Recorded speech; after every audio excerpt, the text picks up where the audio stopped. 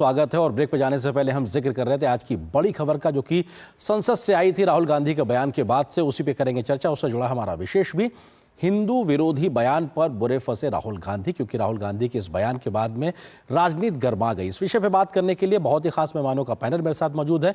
भाजपा की प्रवक्ता राधिका खेड़ा जी हमारे साथ इस वक्त मौजूद है। इसके अलावा डॉक्टर पंकज श्रीवास्तव जी हैं, जो कि प्रवक्ता कांग्रेस के स्टूडियो में हमारे साथ मौजूद हैं।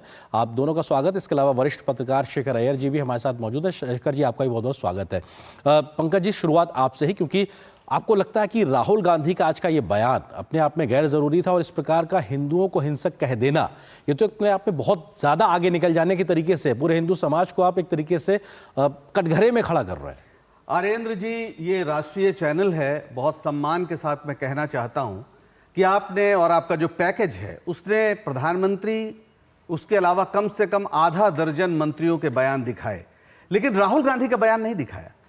राहुल गांधी का बयान मैंने पूरा जो उनका भाषण है 1.5 घंटे सुना, और जिस आदमी पर आप ये आरोप लगा रहे हैं, या विपक्ष माफ करिएगा सत्ता पक्ष, कि वो बार बार शिव जी की तस्वीर दिखा रहे हैं और उस पर यह भी आरोप लगा रहे हैं कि वो हिंदू विरोधी हैं, इससे ज्यादा हास्यास्पद बात क्या हो सकती। उन्होंने कहा कि हिंदू धर्म में हिंसा का कोई स्थान नहीं है। शिव जी कहते हैं मत डरो और डराओ मत। बार बार उन्होंने इसका जिक्र किया, गुरु नानक का जिक्र किया, ईसा मसीह का जिक्र किया, सबका जिक्र किया, और कहा कोई भी धर्म हिंसा की बात नहीं करता। लेकिन आजकल कुछ लोग हैं जो हिंदू हिंदू बहुत ज्यादा करते हैं, लेकिन हिंसा और नफरत फैलाते हैं। अब आपने 3 लाइन वहां से निकाली और कह दिया साहब ये हिंदुओं के खिलाफ बयान है। मेरा दावा है इस देश में कोई भी हिंदू अगर राहुल गांधी का 1.5 घंटे का भाषण सुनेगा, या इसके इर्द गिर्द का भी 5 मिनट का भाषण सुनेगा, तो वो ये बात कह ही नहीं सकता। अच्छा, आप दिखाइए पूरा भाषण। हाँ, बिल्कुल। और उसके बाद आप कहिए कि उन्होंने हिंदू धर्म के खिलाफ कुछ कहा। संसद के चैनल पे पूरी कार्रवाई चली है, दूरदर्शन ने भी पूरा दिखाया है, और आप क्या सिरे से खारिज कर रहे हैं? उन्होंने मैं अभी कह रहा हूं, मैं पैकेज की बात कर रहा हूं, मैं पैकेज की बात कर रहा हूं, और अभी मैं बिल्कुल मैं भी पत्रकार रहा हूं, आपका पैकेज था, बिल्कुल आप उस बयान को भी दिखा देते, बिल्कुल बयान भी दिखाया मैंने शब्दशाह, बिल्कुल शब्दशाह बयान नहीं दिखाया। सुन लीजिए ना, सुन लीजिए, शब्दशाह मैंने पढ़ के बताया, बिल्कुल वो बयान भी है, वो बयान भी है,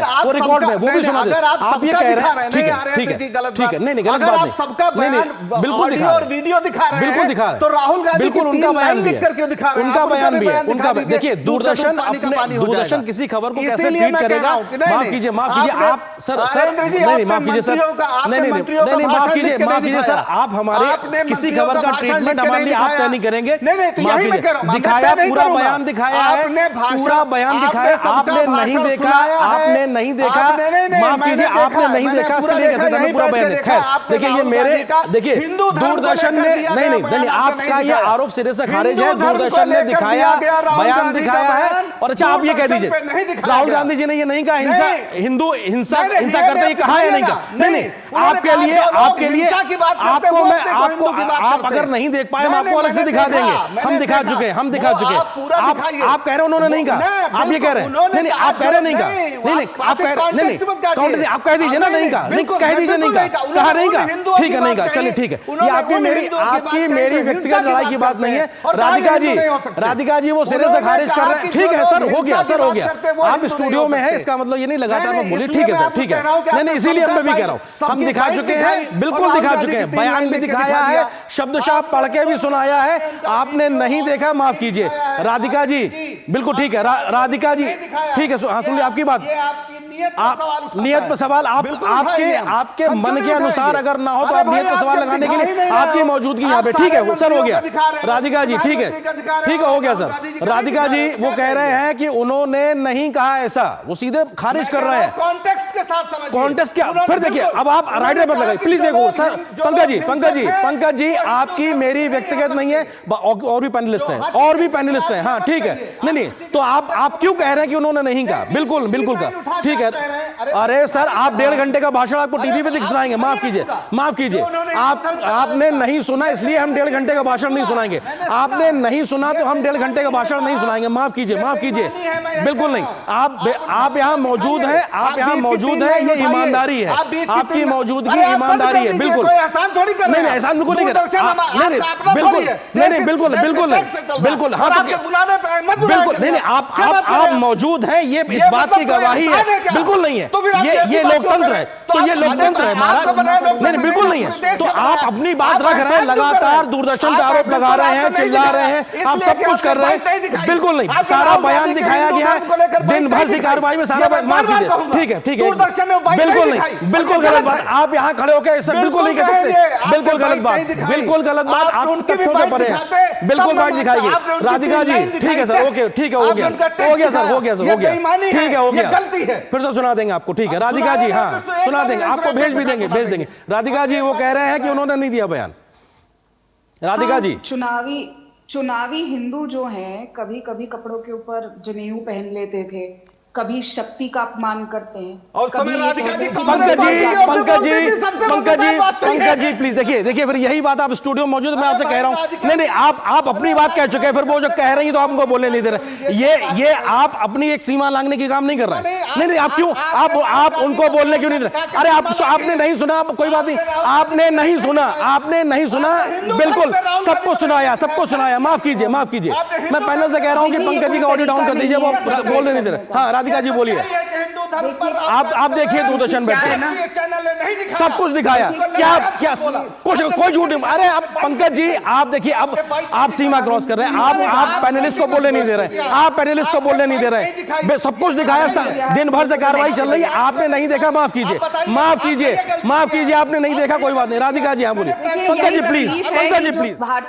जो कांग्रेस के प्रवक्ता है ना वो पूरा चीजें देख कर आते हैं, ना वो पढ़ाई कर आते हैं, ना उन्हें पता होता है कि क्या चल रहा है, क्या है, अपने नेता का बयान ही नहीं सुन के आते हैं। तो इतनी अज्ञानता इतनी इनके प्रवक्ताओं में है, जिससे कई ज्यादा अज्ञानता इनके खुद के नेता के अंदर है। बहुत अफसोस की बात है कि नेता प्रतिपक्ष होने के बाद ये मौका था, सुनहरा मौका था राहुल गांधी के पास कि वो अपनी कुशलता का एक सामने एग्जाम्पल दिखाए कि वो कैसे एक रिस्पॉन्सिबल ऑपोजिशन लीडर हो सकते हैं। लेकिन एक बार फिर उन्होंने हिंदुओं का अपमान करना सर्वोपरि अपनी वो समझा।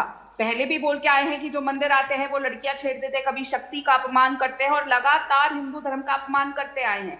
तो इनको सोचना चाहिए कि आज वो किस कद पर बैठे हैं, आज वो कहां बैठे हैं। देश ने अगर मौका दिया है 10 साल के बाद और लीडर ऑफ ऑपोजिशन दिया है, 50 सीटें बढ़ाई हैं 10 साल के बाद, तो उनको उसको गंभीरता से लेना चाहिए।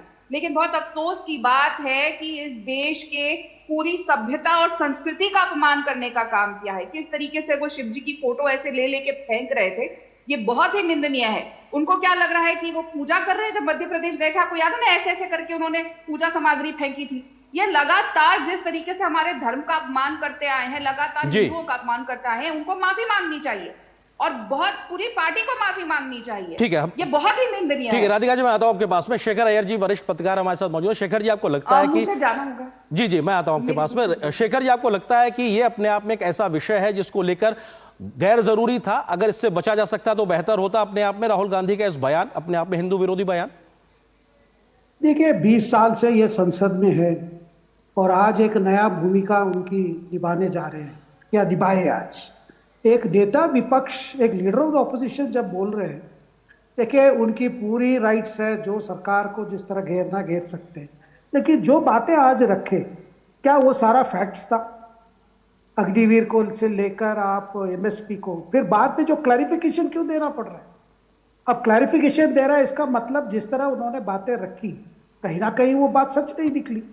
और अगर प्रधानमंत्री स्वयं खड़े होके उसको खंडन कर रहे हैं, उसको विरोध कर रहे हैं, इसका मतलब तो वो जिस तरह बयान दिए हैं वो सही बयान नहीं था। और एंटायर हाउस में आपने देखा प्रतिक्रिया, और कांग्रेस के अंदर भी इसको लेकर कई प्रतिक्रिया आ रही है। भाई ऊपर से तो सब वाह वाह कर रहे हैं, लेकिन अंदर से सोच रहे ये कोई लीडर ऑफ ऑपोजिशन, क्योंकि बार बार ये कहा जा रहा था पिछले 3 दिन से ये शैडो प्राइम मिनिस्टर है, ये कोई शैडो प्राइम मिनिस्टर की बयान है? मतलब अब आप सीधा कहिए ना, बीजेपी आरएसएस का आपकी निशान है तो सीधा उन पर बोलिए। अब इसमें हिंदुत्व सबको लाने की क्या जरूरत थी? कहीं ना कहीं बड़े कंफ्यूज नजर आए आज, और जो बातें सामने रखे कई चीजें फैक्ट्स भी नहीं है। और हमारी उम्मीद थी कि लीडर ऑफ ऑपोजिशन बन गए तो कई सीरियसनेस होगा, और स्पीकर के साथ भी मतलब ये करना, उनकी ये पर कुछ क्रेडिबिलिटी पे क्वेश्चन उठाना, ये कोई नेता विपक्ष करते? मुझे लगता है आज उनकी स्पीच जो है ये शुरुआत है, ये मेडन स्पीच था, लेकिन जो नेता विपक्ष के रूप में जिस तरह बातें करनी थी उस तरह आज उन्होंने बात नहीं की है। एक अच्छे मौका जो उनका पास था वो आज उन्होंने खोया है। ठीक है पंकज जी, क्योंकि इस पूरे उनके भाषण में एक बात इसको लेकर भी लगातार हो रहा है कि राष्ट्रपति के अभिभाषण पर धन्यवाद प्रस्ताव के दरमियान राष्ट्रपति के क्या क्या तथ्य थे उस पर उन्होंने कुछ नहीं बोला। जो मौजूदा समय में देश की समस्याएं हैं पूरा चुनाव के बाद से निकल के आई, उसको सुझाव के तरीके से कैसे आगे बढ़ा जा सकता है, ऐसा कोई एक सुझाव कंस्ट्रक्टिव अप्रोच कहीं उस तरीके की क्या थी, आप उसको बता सकते हैं उनमें से? उस बयान में बिल्कुल थी। उन्होंने कहा कि नीट पर हम चाहते थे कि सरकार के साथ मिलकर पूरी चर्चा हो और इस पे कोई ऐसा रास्ता निकाला जाए जिससे लड़कों का, जो परीक्षार्थी है, उनका जीवन जिस तरह से संकट में है वो ना हो। उन्होंने महंगाई की बात की, उन्होंने बात की अग्निवीर की। अग्निवीर पे कह रहे गलत तथ्य, अरे भाई शहीद का दर्जा नहीं देते हो, उन्हें जो है आप पेंशन नहीं देते हो, ये तो फैक्ट है, इसमें कौन सी ऐसी बात है कि वो गलत कह रहे थे? वो महंगाई की बात कह रहे थे, उसमें कौन सी बात गलत कह रहे थे? अगर देश के नौजवान इस समय बेरोजगारी से परेशान हैं, अगर महिलाएं महंगाई से परेशान है, अगर किसान लीगल गारंटी की बात से परेशान है, अब शिवराज चौहान जी मंत्री हैं, वो बहुत तेज रिएक्ट किया, लेकिन एमएसपी तो आप 2 रुपए दे दो, असली चीज तो लीगल गारंटी की है। इस देश में 2 साल से आंदोलन एमएसपी के लीगल गारंटी के लिए चल रहा है, तो उसकी बात हो रही थी ना। इसमें कौन सा फैक्ट गलत है? सारे फैक्ट वो जो बात कर रहे थे वो इस देश के एक एक वर्ग से जुड़े व्यापारियों के, जिस तरह से लघु और मध्यम उद्योग के साथ हुआ, जिस तरह से वो बर्बाद हुए, वो सवाल उन्होंने उठाया। उन्होंने कौन सा मुद्दा छोड़ा है? इस देश के राहुल गांधी ने आज इस देश के सभी मुद्दों को, जो राष्ट्रपति के अभिभाषण में इस देश की सरकार द्वारा लिखे गए, जिसमें उन्होंने इमरजेंसी का जिक्र किया। अरे भाई, अगर आप इमरजेंसी का जिक्र करते हो तो फिर आजादी के पहले जो आरएसएस ने अंग्रेजों के तलवे चाटे, उनका साथ दिया, आप उस पर भी एक निंदा प्रस्ताव ले आओ, फिर तो अनंत काल तक यही बहस चलती रहेगी। 50 साल पहले इमरजेंसी लगी थी, अभी आप इमरजेंसी पे बात कर रहे हो। तो आप ये सोचो कि ये सरकार चाहती नहीं है कि मणिपुर पे बात हो, ये चाहती नहीं है कि इस देश के नौजवानों की रोजगार पर बात हो, किसानों पर बात हो, मजदूरों पे बात हो, महंगाई पर बात हो, तो नेता विपक्ष क्या करेंगे? नेता विपक्ष तो इन्हीं मुद्दों को रखेंगे और क्या करेंगे? अच्छा, राष्ट्रपति जी के शब्द का भी इस्तेमाल नहीं सुनाई पड़ा, क्योंकि वो राष्ट्रपति के अभिभाषण पर धन्यवाद दे रहे थे। परंपरा अनुसार एक तरीके से वो धन्यवाद की एलओपी जब बोलते हैं तो उसका जिक्र तो करते हैं, वो तो नहीं सुनाई पड़ा आज। नहीं तो आप हो सकता है आपको, आप जिस तरह से चाहते हो उस तरह उन्होंने ना भाषण दिया। माफ करें राष्ट्रपति, माफ करें राष्ट्रपति जी का, नहीं मैं वही तो कह रहा हूं, हो सकता है जो आप चाह रहे हो, लेकिन वहां पे भाषण हुई हो रहा है। राष्ट्रपति के अभिभाषण, वो बाकायदा वही उसी टेम्पलेट के अंदर सारी डिबेट हो रही है। अच्छा। कि राष्ट्रपति के अभिभाषण के धन्यवाद प्रस्ताव के तहत ही नेता विपक्ष बोल रहे हैं, तो इसमें कौन सी ऐसी अलग चीज? खैर उस शब्द का इस्तेमाल नहीं हुआ तो मैंने इसलिए आपसे पूछा। लगता है नहीं, मुझे नहीं, मतलब ये तो मैं परंपरा की बात कर रहा हूं, ये लगातार रहा, इसलिए मैंने पूछा आपसे। शेखर जी, आपको लगता है कि एक कंस्ट्रक्टिव अप्रोच विपक्ष की ओर से हो सकती थी, तमाम मसलों और मुद्दों को लेकर सुझाव हो सकते थे, एलओपी के पहले भाषण के तौर पर एक नई, एक अपनी पहचान बनाने के लिए वो एक उस तरीके से उसको भाषणों को रख सकते थे, और राष्ट्रपति के अभिभाषण के धन्यवाद पर बोलते हुए राष्ट्रपति जी का जिक्र ना करना, यह भी अपने आप में परंपराओं को लेकर किस तरह से आप इसको देखते हैं? देखिए, हमने कई नेता विपक्ष देखे हैं इस सदन में। अटल जी भी नेता विपक्ष थे, अद्वानी जी नेता विपक्ष थे, कई विपक्ष के बड़े बड़े स्पीकर्स रहे हैं। ऐसा नहीं है कि पहली बार हम एक भाषण सुन रहे हैं, हमने पिछले 40 साल में कई नेताओं को सुने।